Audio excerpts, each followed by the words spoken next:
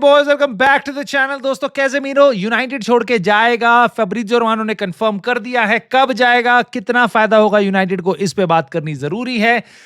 Alexander इसैक legal action ले रहा है किसी के अगेंस्ट, उसको कवर करेंगे। साथ ही साथ डैनियल लिवाय छोड़ के जा चुका है टॉटनहम हॉटस्पर्स, क्यों गया है वो छोड़ के, इसके बारे में बात होगी। साथ ही साथ क्या चल रहा है बाकी दुनिया के फैंस फोरम में, क्योंकि यहां पे न्यूकासल ने भी अपना सीईओ चेंज किया और वेस्ट हैम यूनाइटेड के फैंस अब प्रोटेस्ट करने वाले हैं। इन सारी खबरों पे नजर रखेंगे, बट मैं आपको बताऊंगा सबसे पहले गैस लाइटिंग क्या होती है। भाई, गैस लाइटिंग समझाता हूं क्या होती है। Pep Guardiola sir Alex Fergusson से बेटर मैनेजर है। पेप गार्डियोला ने ज़ावी अलोंसो, मैरेस्का, आर्टेटा जैसे मैनेजर्स इवॉल्व कराए हैं। सर एलेक्स फर्ग्यूसन ने क्या किया है? पेप गार्डियोला ने इतने कम टाइम में ज्यादा आइकॉनिक सीजन देखे हैं। 90 पॉइंट्स प्लस 100 पॉइंट्स तक गया है। 8 में से 6 सीजन में ईपीएल जीता है। और सर एलेक्स को तो इतना टाइम लगा था पहली ईपीएल जीतने में भी। और style of play Pep Guardiola का कितना अच्छा है, फर्ग्यूसन का था ही क्या। ठीक है, ये बोला एक मैनचेस्टर सिटी के फैन ने एक किसी तो शो में, और जो सुन के भाई मैं हो गया हूं गैस लाइटेड। जो आपको फील हो रहा है अभी, वो है गैस लाइटिंग। किसी को खून खौलाना, किसी से बेफिजूल में पंगे लेना, अपनी नॉनसेंस बात बोलते हुए। बट मैं चाहूंगा as a true United fan, आप कमेंट करके मुझे बताओ why you think Pep Guardiola is better manager than Ferguson, और if you think Ferguson beats Pep Guardiola hands down. मतलब कोई कंपैरिजन ही नहीं है। कमेंट करके अपनी राय मेरे को जरूर बताना क्या लगता है आपको, और रीजन दे पाओ तो वो बहुत बढ़िया होगा। दोस्तों, मैं कुछ आपको दे देता हूं, क्योंकि ये सुनते ही मेरे दिमाग में घोड़े दौड़े और मैंने सोचा यार पहले तो बात करते हैं। ये बंदा बोल रहा था पेप गार्डियोला का ट्रेबल बहुत अच्छा है सर एलेक्स फर्ग्यूसन के ट्रेबल से। भैया, पहली बात तो तूने ट्रेबल कंपेयर कर दिया, वो भी पेप गार्डियोला का, मैनचेस्टर सिटी का, जहां पे भाई वो मतलब क्या ही बोलूं मैं, मतलब कैसी टीम मिली है उसको। सबसे पहले तो हम ये देख लेते हैं। दूसरी बार भाई एकेडमी टैलेंट देख लो जो मैनचेस्टर सिटी के थे। एक फिल फोडन, एकेडमी टैलेंट देख लो जो सर एलेक्स फर्ग्यूसन की ट्रेबल विनिंग साइड में थे। 6 Gary Neville, Phil Neville, Nicky Butt, Ryan Giggs, Paul Scholes, David Beckham, बहुत सारे और। यूसीएल की बात कर लो उस सीजन की, तो हमें पता है सिटी कैसे कैसे जीतती है यूसीएल, और जीत गई, बहुत अच्छी बात है। बट यूनाइटेड उस टाइम पे भाई they were not the best team. They were not the best team in Europe. हमने बार्सिलोना, बायर्न म्यूनिख, इनको देखा था हमने ग्रुप स्टेजेस में। उसके बाद हमने इंटर मिलान को बीट किया, यूवेंटस को बीट किया, फिर बायर्न म्यूनिख से जाके 92nd मिनट में 2 गोल्स मार के हम अपना यूसीएल जीते थे। That was our team. बहुत अच्छी, but not the best. Still we won those titles. FA cup उसी सीजन, ट्रेबल में हम ईपीएल जीते, एफए कप जीते, और यूसीएल किस स्टाइल में जीते वो तो आइकॉनिक है। Most memorable night ever in European football, right. उसके बाद एफए कप 99 हमने चेल्सी को बीट किया, लिवरपूल को बीट किया, आर्सेनल को सेमीफाइनल में बीट किया था, वो भी 10 मैन के साथ, 10 लोगों के साथ, जिसका गोल जो रायन गिग्स का तुम उठा के देख लोगे ना भाई, एफए कप की हिस्ट्री का बेस्ट गोल्स में से वो माना जाता है आज तक। सो ये थी सर एलेक्स फर्ग्यूसन की ट्रेबल विनिंग साइड। कंपेयर कर लो अब तुम इसको, चाहे तुम मेसी वाली, बार्सिलोना वाली, अपनी जो भी इसकी पेप गार्डियोला की वो थी ट्रेबल, उससे कंपेयर कर लो, या मैन सिटी वाली, तो खैर मैं क्या ही बोलूं। खैर, पेप गार्डियोला भाई एक ऐसा मैनेजर है जो बहुत अच्छी टीम्स और बहुत अच्छी फुटबॉल खिला सकता है, अगर उसके पास पीछे एक ब्लैंक चेक हो गाड़ी में पड़ा हुआ। अब वो जाएगा टीम में, प्लेयर खरीदेगा, उसको लेफ्ट बैक चाहिए, 5 लेफ्ट बैक ला के दे दो उसको, वर्ल्ड के बेस्ट, वो बहुत अच्छी टीम आपको खिला देगा। राइट बैक उसके बाद उसको 3 और ला के दे दो, ठीक है। उसके बाद उसको सीडीएम ला दो, सेंटर फॉरवर्ड ला दो, गोलकीपर ला दो। हर सीजन प्लेयर ऐसे चेंज करता है जैसे अतः पैसा है, एंड ऑफ कोर्स उसका पे हमेशा रहता है। एबरडीन के साथ सर एलेक्स फर्ग्यूसन ने अपना करियर स्टार्ट किया था भाई 78 में, पता नहीं कब तो किया था भाई। ये बंदा 5 डेकेड्स में खेला है, ठीक है, मैनेजर रहा है, ठीक है।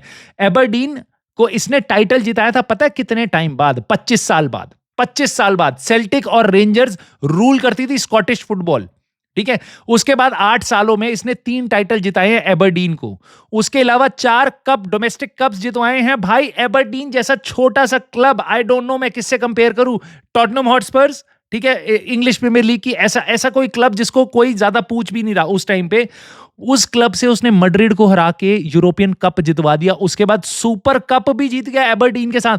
उसके बाद तो वो यूनाइटेड में आया था, उस यूनाइटेड में जो खुद 25 साल से टाइटल नहीं जीती।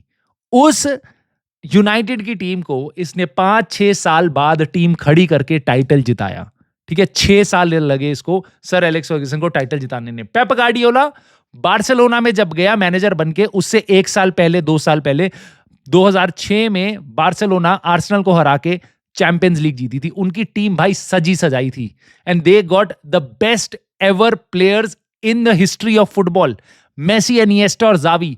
इस कॉम्बिनेशन के साथ पेप गार्डियोला ने 2 यूसीएल जीते और जैसे ही उस टाइटल उस तिगड़ी के साथ हटा है पेप गार्डियोला, 13 साल हो गए हैं, अभी तक 1 टाइटल जीता है उसके बाद यूसीएल का। ठीक है, सो ये है पेप गार्डियोला, ये है सर एलेक्स फर्ग्यूसन। मैं और क्या ही बोलूं तुम्हें, तुम मेरे को बताओ और तुम्हें क्यों लगता है sir Alex Fergusson really seats down Pep Guardiola. मैं तुम्हें ये भी बताता हूं मेरी अपनी राय, इंग्लिश प्रीमियर लीग में जिन मैनेजर्स ने मैनेज किया ना, Pep Guardiola not even comes in the top 3 मेरे हिसाब से। सर एलेक्स फर्ग्यूसन, उसके बाद आर्सेन वेंगर और उसके बाद जोसे मरीनियो और Jurgen Klopp. Maybe 5th number पे मैं डालूंगा आपके पेप गार्डियोला को, या मे बी मैं उसको जोसे के साथ डालूंगा, but certainly Jurgen Klopp, Arsene Wenger and then sir Alex Ferguson, these are the top 3 for me. But मैं आपकी राय जरूर जानना चाहता हूं दोस्तों, इस इंटरेस्टिंग टॉपिक पे जरूर मुझको कमेंट करके बताना। साथ ही साथ यूनाइटेड की करंट सिचुएशन क्या है दोस्तों, क्योंकि कैसेमीरो जा रहा है, जैसा आपका फब्रिज़ियो रोमानो ने बोला है कि जा सकता है वो अगले साल नया चैप्टर करेगा। इस साल वो रुक गया क्योंकि उसको ब्राजीलियन स्क्वाड में अपनी जगह बनानी थी। यार मैं आपको एक बात बताऊं, देखो कैसेमीरो अगले साल जाएगा, वो सऊदी जाए या वो टर्की जाए या वो इंडिया आ जाए, ठीक है, मेरे को फर्क नहीं पड़ता। ठीक है, मुझे ये फर्क पड़ता है कि हमने, मेरे हिसाब से, मैं कितनी बार बोलूं वापस ही, this tells us about a failure from United. क्योंकि एक और प्लेयर है after Evans last year, Lindelof और एरिक्सन, ये तीनों हमारे पास से फ्री में चले गए। That is loss. जो लोग बात करते हैं मैनेजमेंट की कि भैया हमने कितनी सैलरी बचाई है रैशफोर्ड को भेज के, आप ये क्यों नहीं देखते कितना हमने फ्री में प्लेयर जाने दिए, और कैसेमीरो अगेन हमने फ्री में जाने दे रहे हैं। मुझे नहीं पता यूनाइटेड कर क्या सकती थी यहाँ पे कैसेमीरो को रोकने के लिए, क्योंकि वो ऑलरेडी हर 3 हफ्ते में 1 मिलियन यूनाइटेड से कमाता है, ठीक है, as part of his salary. वो यहां से छोड़ के जाना नहीं चाह रहा, तो मेरे ख्याल से यूनाइटेड कुछ कर भी नहीं सकती थी। बट जरूर ये देख के मेरे को बुरा लगता है कि कैसेमीरो वापस अगले साल चला जाएगा। और ना कि मैं चाहता हूं कि कैसेमीरो रुके और हमारी मिडफील्ड में खेले, मैं तो चाहता था कि काश उसको हम किसी तरीके से बेच देते, उसकी जगह शायद कोई और मिडफील्डर ले आते, क्योंकि उसके पास से हम काफी सैलरी बचा सकते थे ना। ऑफ कोर्स ये इनियोस से पुरानी गलती है, इनियोस से पहले की मैनेजमेंट ने उसको इतना बड़ा, इतना गंदा कॉन्ट्रैक्ट दिया, और अचानक से पहले सीजन के बाद जो कैसेमीरो का ड्रॉप ऑफ हुआ था, दैट वाज इनक्रेडिबल भाई। इट्स आई डोंट नो, मतलब मैनचेस्टर सिटी का जैसे ड्रॉप ऑफ हो रहा है पेप गार्डियोला के अंडर, वैसा काइंड ऑफ, ठीक है, राइट। सो अब बट अगले साल भी, आने वाले साल में कैसेमीरो, मैग्वायर ये फ्री में जा सकते हैं। क्या यूनाइटेड इनके लिए कुछ कर पाएगी, कुछ पैसा जनरेट कर पाएगी? कुछ लोग ये भी कह रहे थे कि कैसेमीरो को हम जनवरी ट्रांसफर विंडो में बेच देंगे। भाई मैं आज तुम्हें लिख के दे सकता हूं, कैसेमीरो को हम जनवरी ट्रांसफर विंडो में बेचेंगे ही नहीं, क्योंकि कोई भी क्लब उसको जनवरी ट्रांसफर विंडो में खरीदेगा ही नहीं, क्योंकि 6 महीने बाद वो उसको फ्री में ले सकता है। और दूसरी चीज, कैसेमीरो जनवरी ट्रांसफर विंडो में जाएगा ही नहीं, क्योंकि जो आपका वर्ल्ड कप है वो अगले समर में है। तो कैसेमीरो लास्ट के 6 महीने और कोशिश करेगा यूनाइटेड में खेल के अपनी जगह बनाने के लिए अपने ब्राजीलियन स्क्वाड में। और सबसे इंपॉर्टेंट बात भाई, पैसा। यहां पे कैसेमीरो को क्यों फायदा होगा? There is no financial motive for Casemiro to stay at United. उसको सबसे ज्यादा उसका फायदा होगा अगर वो फ्री एजेंट बन के जाएगा, मुंह बोल ही उसको सैलरी मिलेगी, नया कॉन्ट्रैक्ट मिलेगा अगर वो नेक्स्ट समर में जाता है, और उसमें अनफॉर्चुनेटली यूनाइटेड का ही चूना लगेगा। खैर, अब हम बात करते हैं भाई कुछ बाकी क्लब्स की, जहां पे बहुत ही तगड़े चूने लग रहे हैं भाई। अलेक्जेंडर इसैक, इसकी न्यूज सुनी तुमने? अलेक्जेंडर इसैक अपना भाई लीगल एक्शन ले रहा है। लीगल एक्शन है, तुम कहोगे किसके अगेंस्ट ले रहा है? लिवरपूल के अगेंस्ट, न्यूकासल के अगेंस्ट? नो, टेलीग्राफ के अगेंस्ट। क्योंकि टेलीग्राफ ने एक ऐसी न्यूज निकाली थी जो लिटरली, अगर मैं होता तो मैं भी शायद यही करता।